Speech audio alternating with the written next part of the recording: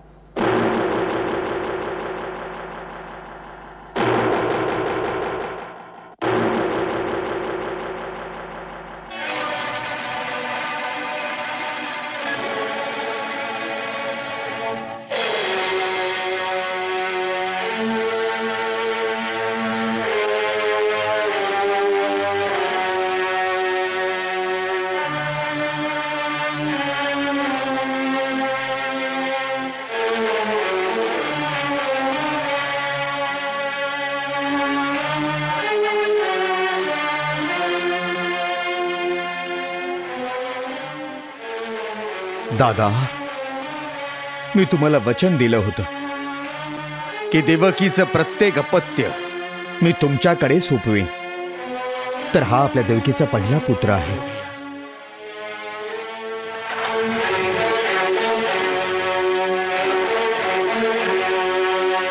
याचा स्वीकार करा तुम्ही।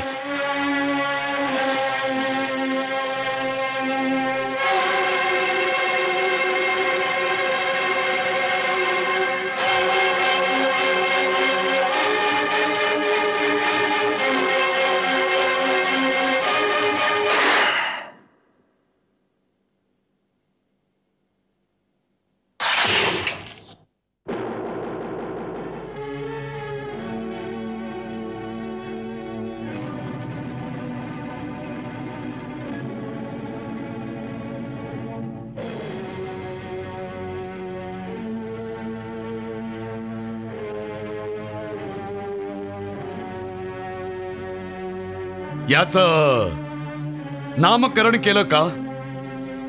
हो। काय नाव ठेवलं आहे याचं? कीर्तिमान। हा, कीर्तिमान।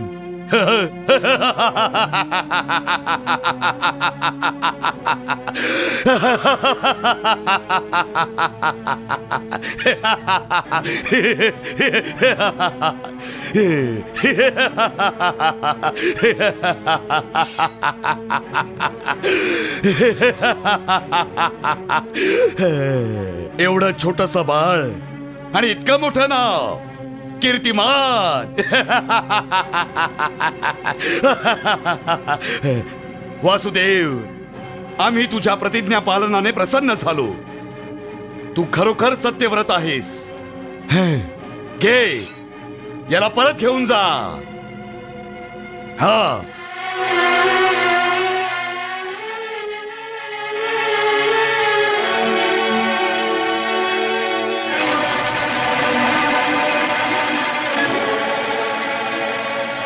आम्हाला या बालकापासून काहीही भय नाही.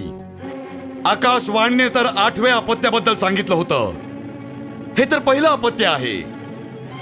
आम्ही या निष्पाप बालकाची हत्या नाही करणार. घेऊन जा याला, घेऊन जा.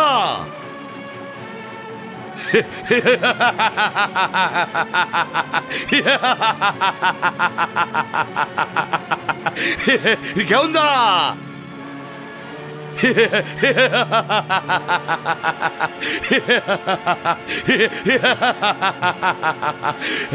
आणि लक्षात ठेव, जोवर तू तुझ्या वचनाचं पालन करशील तोवर आमच्या दयेस पात्र राहशील, अन्यथा नाही. घेऊन जा याला, घेऊन जा.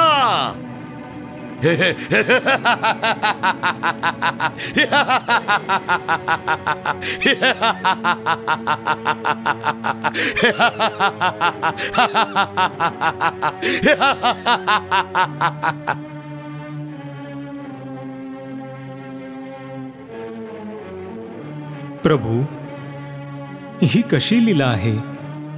या पाप्याच्या हृदयात अशी दया भराल तर याच्या पापाचा घडा कसा भरेल? याचा संहार कसा कराल? युवराज, जर आज्ञा असेल तर काही बोलू? बोल. आम्ही नेहमी तुझं बोलणं मोठ्या आदराने ऐकतो. स्वामी, हे जे तुम्ही त्या बालकाला जिवंत सोडलंय ते योग्य नाही केलं का? आम्हाला त्यापासून काही भय नाही. आमचा शत्रू तर देवकीचं 8वं अपत्य आहे. मग आम्ही निष्पाप छोट्या बालकाच्या हत्येचं पाप आमच्या माथी का घेऊ? युवराज, या 5 बोटांमधलं पहिलं कुठलं आणि 5वं कुठलं?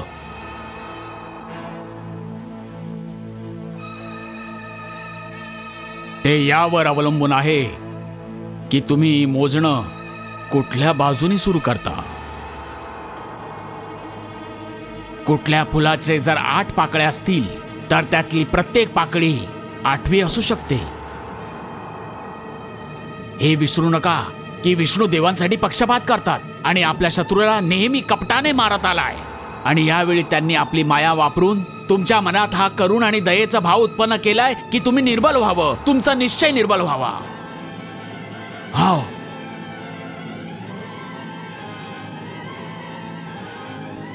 तुमच्या हितचिंतकांनी आकाशवाणीने जे सावधान केलं होतं ते दुर्लक्ष करू नका. या पहिल्या किंवा 8व्याच्या भ्रमातून निघून देवकीच्या प्रत्येक अपत्याचा नाश करा. मग न वाचेल पहिलं ना 8वं. नाहीतर तुमच्याशी कपट होईल.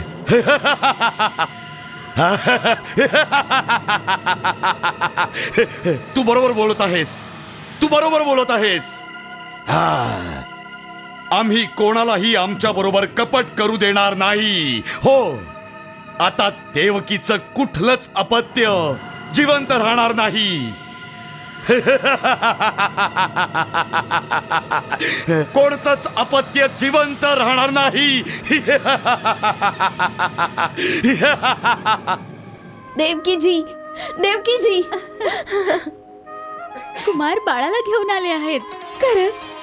कुठे?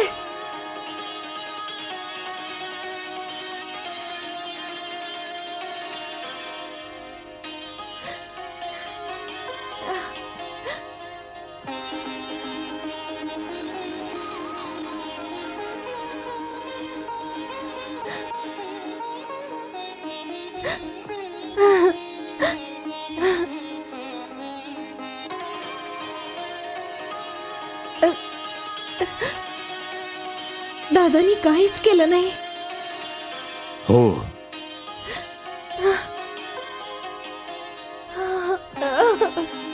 माझं बाळ, माझा राजा, माझं बाळ.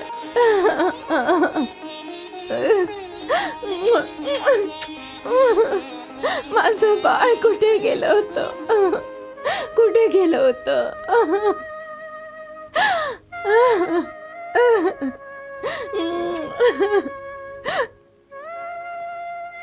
देवकी, बाळाचा इतका मोह चांगला नाहीये ग. युवराज कंसाच्या बोलण्याचा काही भरोसा नाहीये.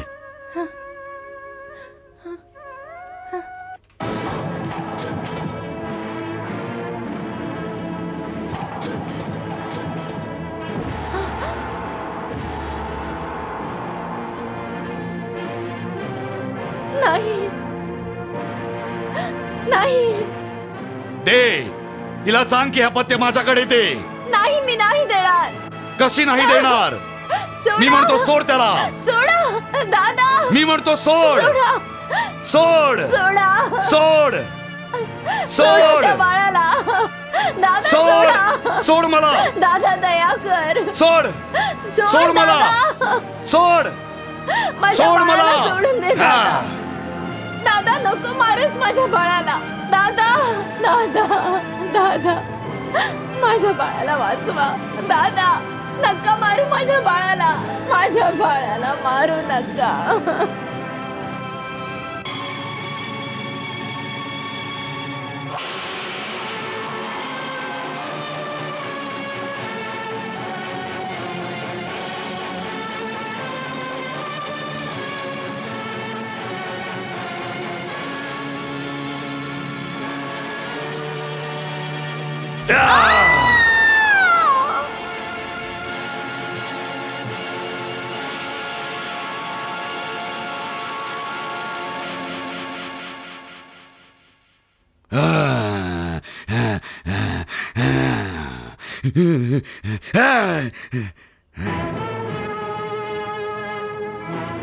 घेऊन जा यांना आणि यमुनेच्या तीरावरच्या कारागृहात टाका. सर्व नगरात मगधाची सेना तैनात करा, ज्यामुळे कोणीही नागरिक प्रतिरोध करू शकणार नाही. अक्रूर आदींच्या महालांना घेराव घाला, ज्यामुळे कोणी एक दुसऱ्याशी मिळून कारस्थान रचू शकणार नाही. हा,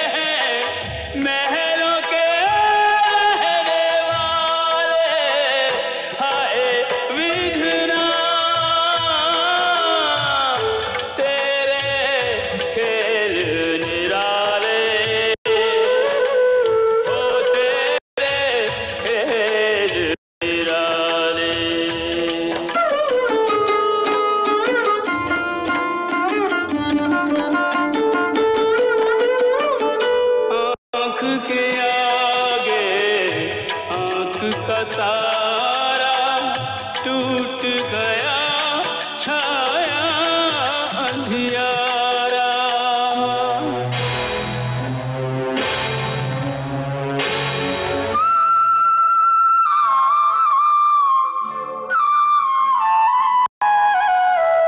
जिसने उड़ाया नेह का चल, बन गया ममता का हत्यारा।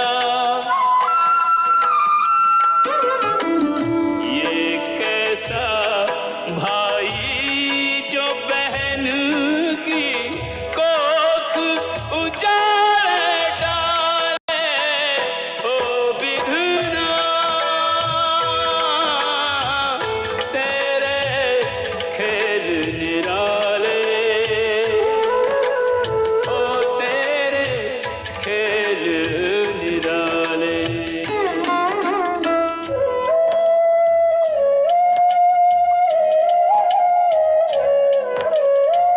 निठुर नियति ने की मनमानी, दुख पर दुख देने की ठानी। पर ऐसे भी कुछ बलिदानी, विधि से जिन्होंने हार न मानी।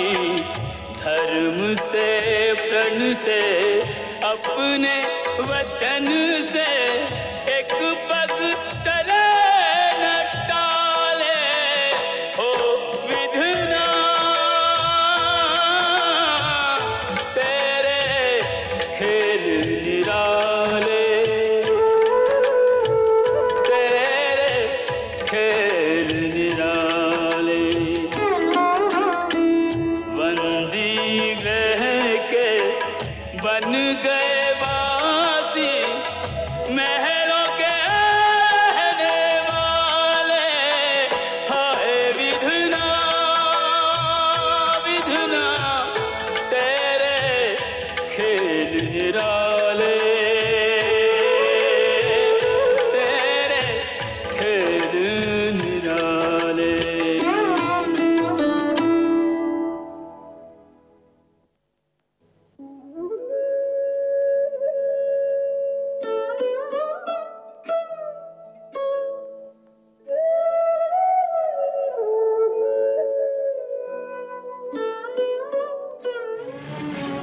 नाही, हे तर कदापि सत्य असू शकत नाही. हे सत्य आहे महाराज. दुर्भाग्य की हेच सत्य आहे.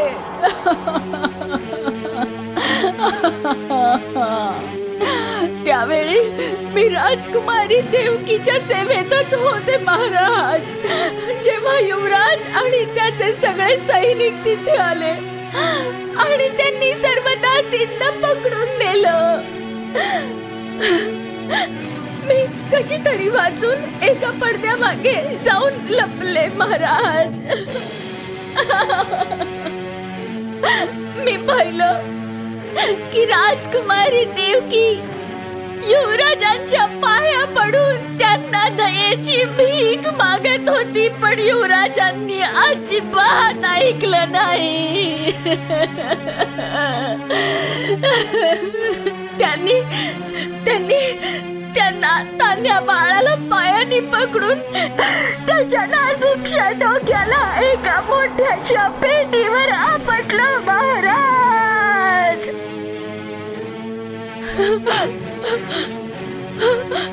त्याच्या छोट्याशा मस्तकाचे तुकडे तुकडे झाले.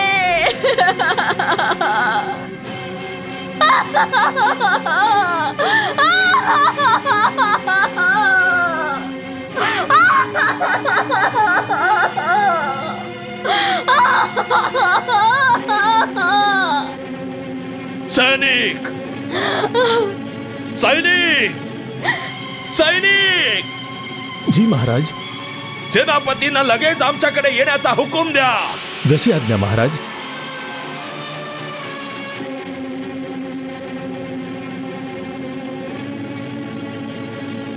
वसुदेवाच्या महालातून कोणत्याही व्यक्तीला बाहेर जाऊ देऊ नका, ज्यामुळे ही बातमी लोकांपर्यंत पोहोचणार नाही. नगरात चौकडे आपली माणसं पसरवा. लोकांना कुठेही एकत्र होऊ देऊ नका. जशी आज्ञा. आणि तू राजमहालात गुप्तचरांशी संपर्क करा की तिथे काय होत आहे, महाराजांची मनस्थिती काय आहे, आणि तिथे थोडीशी जरी हालचाल दिसली तरी लगेच मला बातमी द्या. समजलं? हो. जा.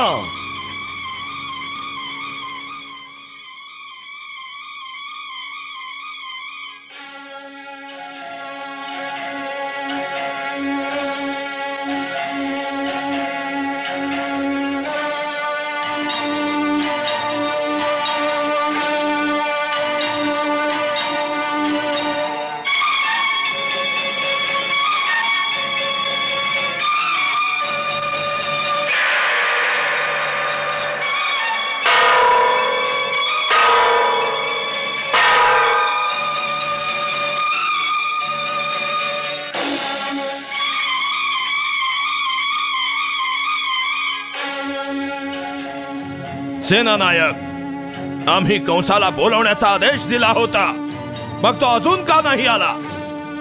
काय आमचा आदेश त्याच्यापर्यंत पोहोचला नाही? महाराज, तुमच्या आदेशानुसार एका घोडस्वाराला त्यांच्या महालाकडे पाठवलं होतं.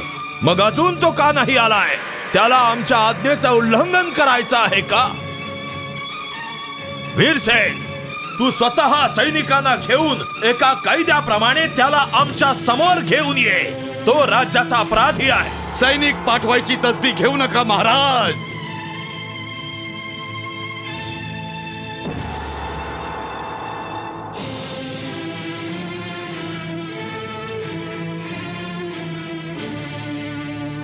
अपराधी स्वतःच आला आहे. सांगा, काय आज्ञा आहे? आज्ञा तुला उद्या भर दरबारात ऐकवली जाईल. आज तुला एका कैद्याप्रमाणे तुरुंगामध्ये ठेवलं जाईल. हा?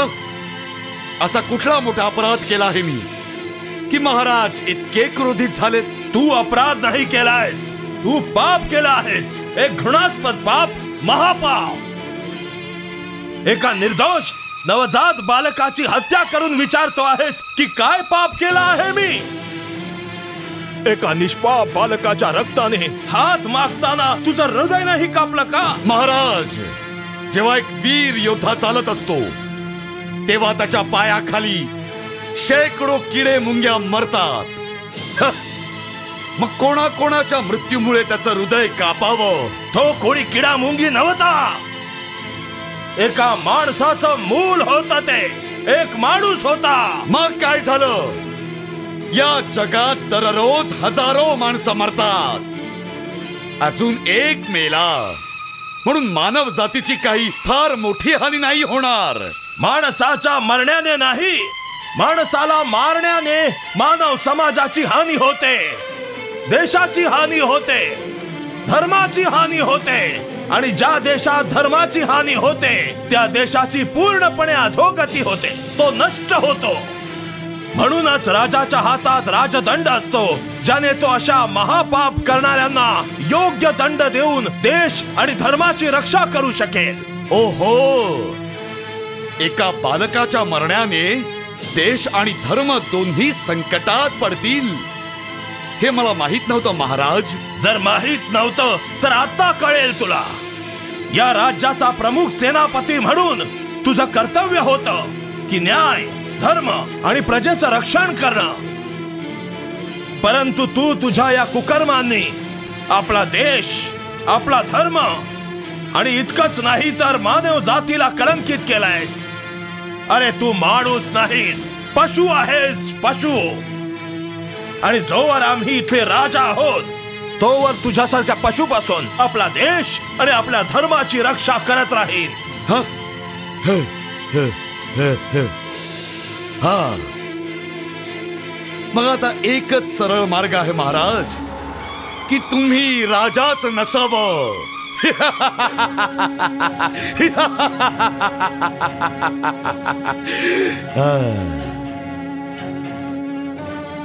खूप काळ राज्य केलं तुम्ही, खूप काळ. आता तुमचं वय वनात जाऊन तपश्चर्या करण्याचा आहे, या भानगडीत पडण्याचा नाही. तुमच्या स्वतःच्या हातांनी हा राजमुकुट माझ्या डोक्यावर ठेवा, परिधान करा मला. देशाचं कल्याण होऊन जाईल.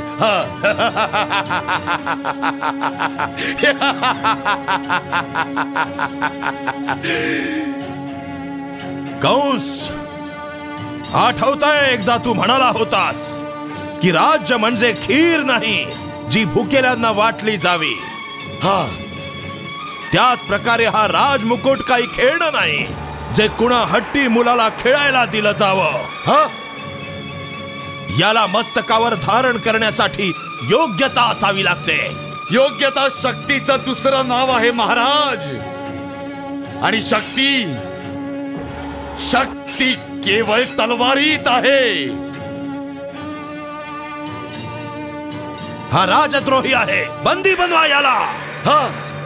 जेव्हा कंसाच्या हातात तलवार असते तेव्हा त्याच्या समोर येण्याचं तोच साहस करतो ज्याला स्वतःच्या प्राणांचं मोल उरलं नसतं. आमच्या राजाच्या आज्ञेचं पालन करणं आम्हाला आमच्या प्राणाहूनही जास्त मौल्यवान वाटतं. त्यामुळे आम्हाला विवश नका करू. तलवार टाकून द्या.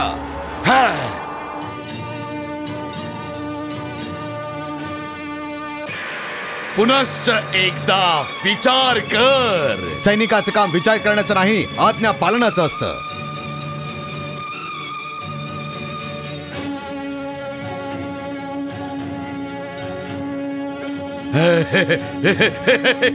ठीक आहे, जशी तुझी इच्छा. बंदी बनवा याला.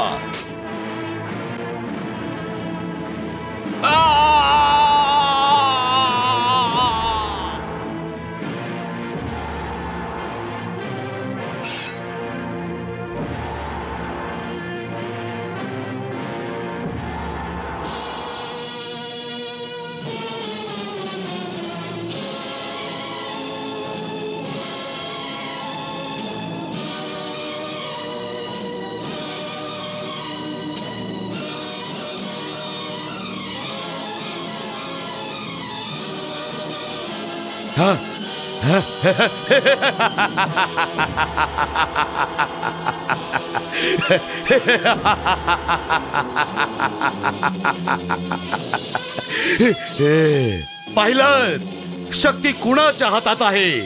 बंदी बनवा या म्हाताऱ्याला आणि नेऊन कारागृहात टाकून द्या. मी जिवंत असेपर्यंत अशक्य आहे. तू जिवंत राहशील तर ना.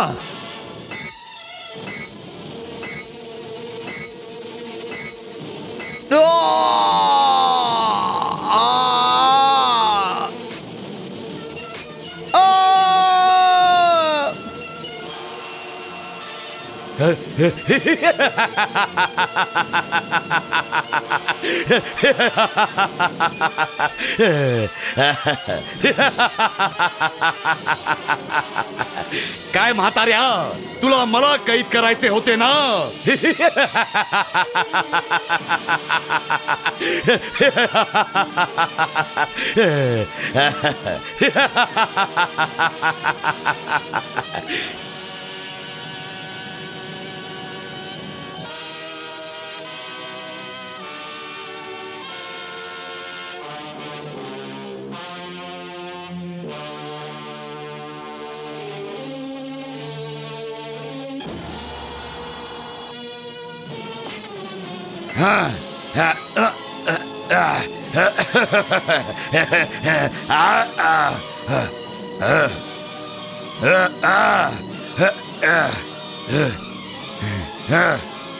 शक्ती प्रदर्शन करतो आहेस म्हाताऱ्या. हे घे.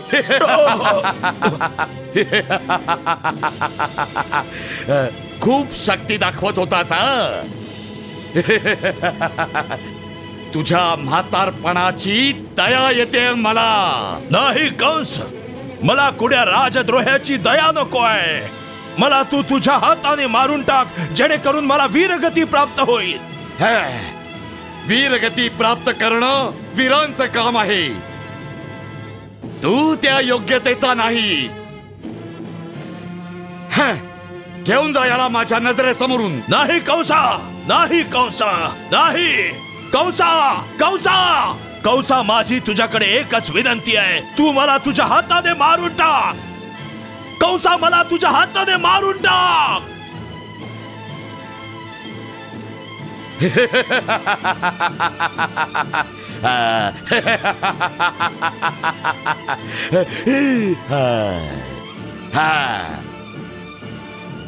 याला महालाच्या आतल्या कारागृहात टाकून द्या. राजमहालातून कुणीही सेवक बाहेर जाता कामा नये, जेणेकरून ही बातमी नगरात पोहोचू शकणार नाही.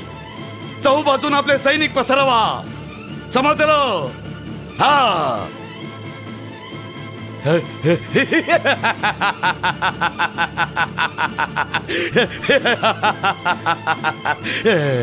उठवा, घेऊन चला यांना.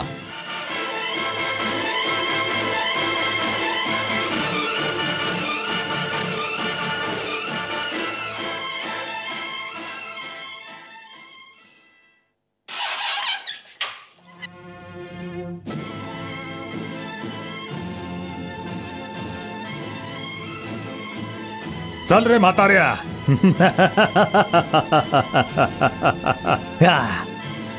आता तुझं बाकीचं आयुष्य याच काळ कोठडीत व्यतीत होणार. हाच तुझा राजमहाल आहे. या भिंतीचे दगड आता तुझे सेवक आहेत. वाटलं तर डोकं आपटून घे किंवा शिक्षेची आज्ञा देत राहा. महाराज किती दयाळू आहेत की तुला जिवंत सोडून दिलं आणि विहारासाठी इतकं मोठं तळघर सुद्धा दिलं.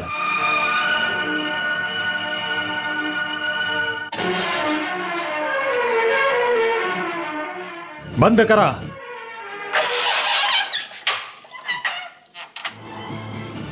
आता 2 वेळचं जेवण तुला याच खिडकीतून मिळत राहील.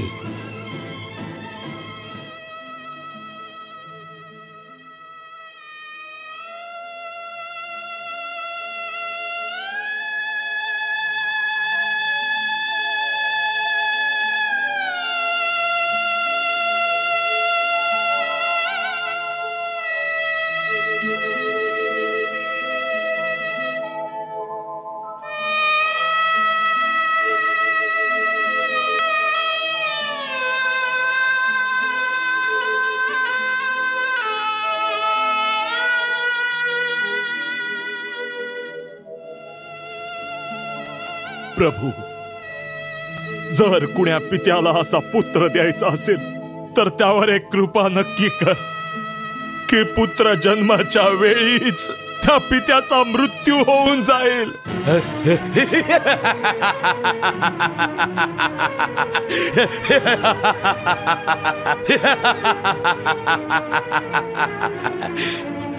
मी माझ्या सेनापतीला सांगितलं की याला कैद करा. म्हाताऱ्याला हे सुद्धा ठाऊक नाही की त्याचे दिवस पूर्ण झाले आहेत. याला म्हणतात अज्ञानीचा मूर्खपणा, ज्याला हेही माहित नाही की पुढच्या क्षणी त्याच्यावर काय संकट येणार आहे. हो, तू बरोबर बोललास. जो एका सामर्थ्यशाली बरोबर शत्रुत्व पत्करतो त्याच्यापेक्षा अधिक मूर्ख अजून कोण असू शकतो. हो, तोच सगळ्यात मोठा मूर्ख आहे.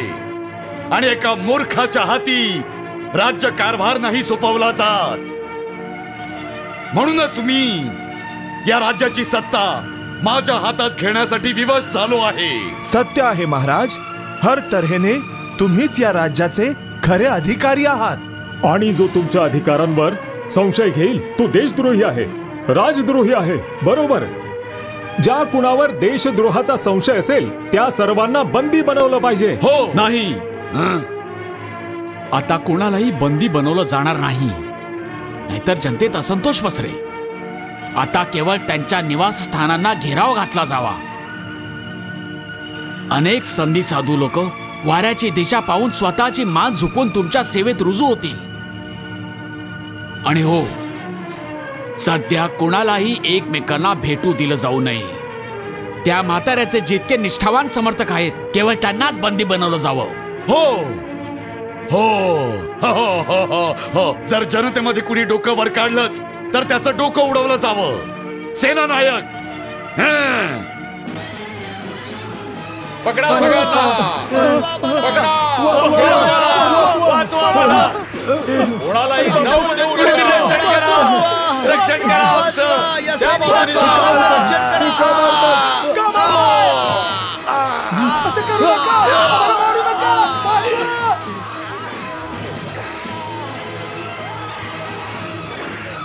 या घराला चहूबाजूने वेढा द्या.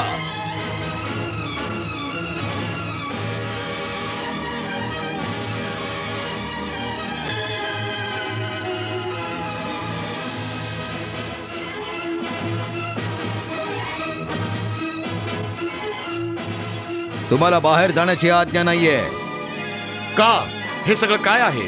काही नाही, तुमच्याच सुरक्षेसाठी करण्यात येत आहे. आमची सुरक्षा? हो, बाहेरून काही विद्रोही नगरामध्ये घुसले आहेत. युद्धाची शक्यता आहे. म्हणूनच महाराजांनी आज्ञा दिली आहे की तुमच्यासारख्या प्रतिष्ठित नागरिकांसाठी आम्हाला तुमच्या निवासस्थानावर पहारा द्यायचा आहे. त्यामुळे निश्चिंत होऊन तुम्ही आतमध्ये बसा. आम्ही सर्व प्रकारे तुमचं रक्षण करणार. आज जा तुम्ही. जा.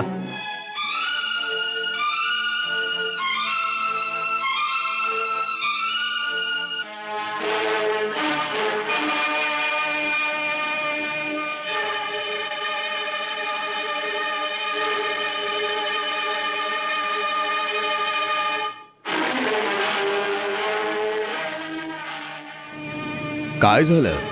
महाराजांनी तुला बंदी बनवायची आज्ञा दिली आहे. बंदी? हो. परंतु मी तर महाराजांचा राजपुरोहित आहे. राजपुरोहित होतास. आता मगधावरून नवे राजपुरोहित येत आहेत. घेऊन चला रे याला.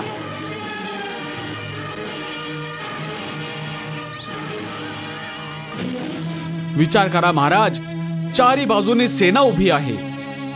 कुक्कुरवंशी, यादव वंश, माधव वंश आणि विष्णू वंशाच्या सर्व सरदारांच्या निवासस्थानांना घेराव घातलाय महाराज. राजमहालापर्यंत पोहोचवण्याचे सगळे मार्ग बंद केले आहेत. असं वाटतं आहे की राजमहालात खूप मोठं षडयंत्र खेळलं जात आहे. त्यामुळे योग्य हेच होईल की तुम्ही वेळ असताना इथून निघून जावं. आम्ही सगळे मथुरेत आहोत. वातावरण निवळलं की आम्ही तुम्हाला सूचना देऊ. तोपर्यंत आम्हाला तुमच्या सुरक्षेची चिंता आहे महाराज.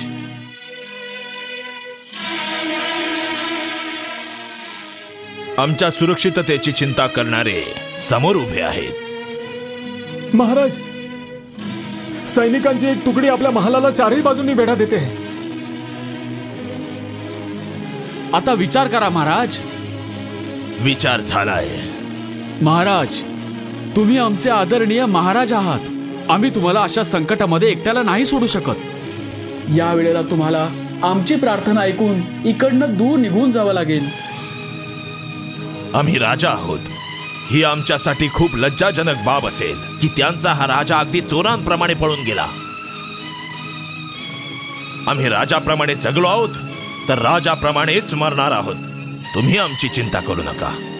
आमचे रक्षक आमच्या सोबत आहेत. तुम्ही महालातल्या गुप्तद्वारातून गपचूप निघून जावं. साथीदारांना सोबत न्यावं. महालाला चारही बाजूनी घेराव घाला. चलो घेराव. चलो वहां से. महाराज. अक्रूरजी, तुम्ही वेळ व्यर्थ घालवू नका. चला, मी तुम्हाला गुप्त मार्ग दाखवतो. चला.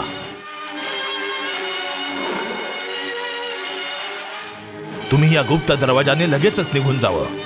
आमची काळजी करू नये. लगेच निघून जावं. जा तुम्ही.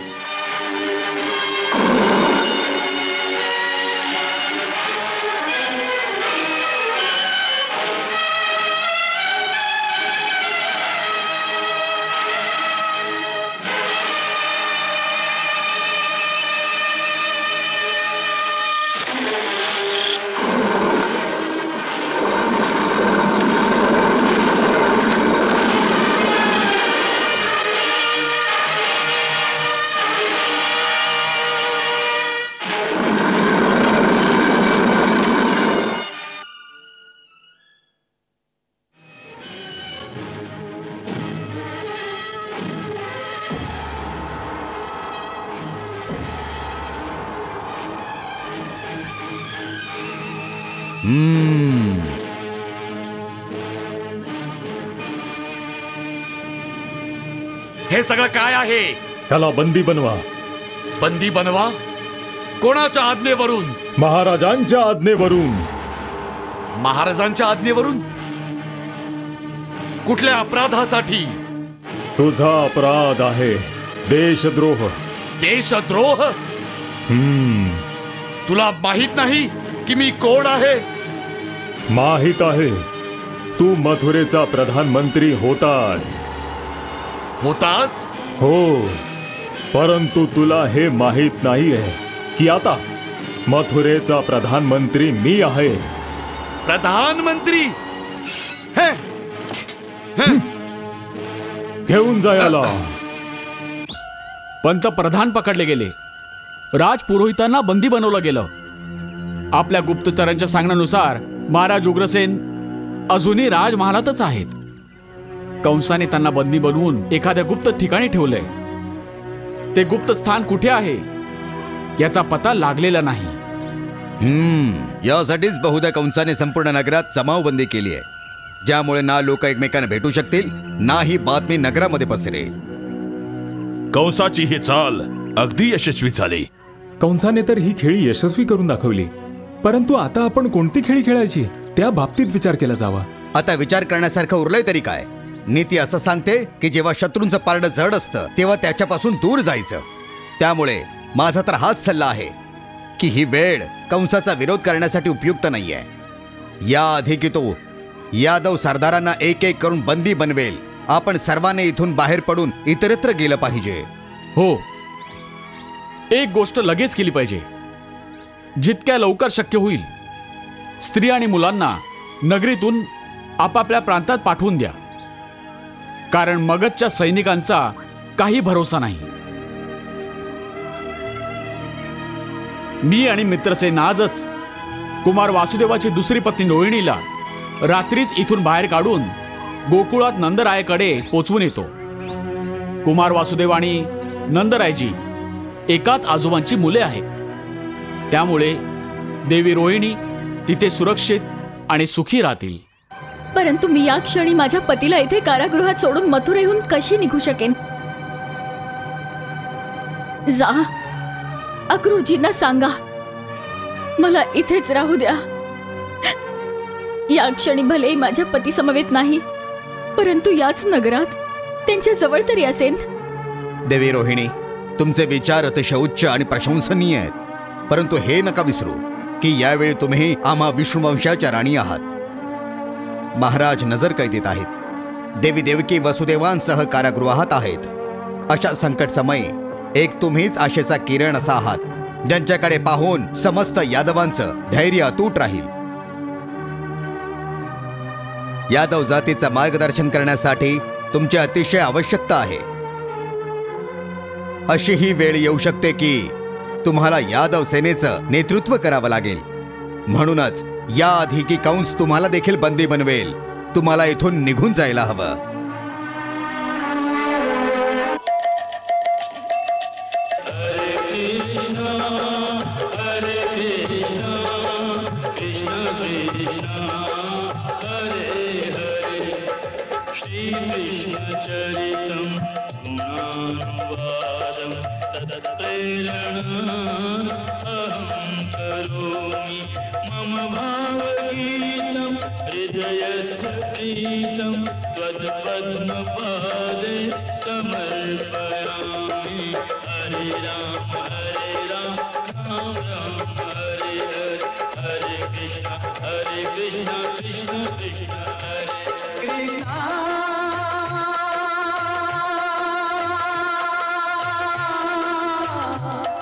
Krishna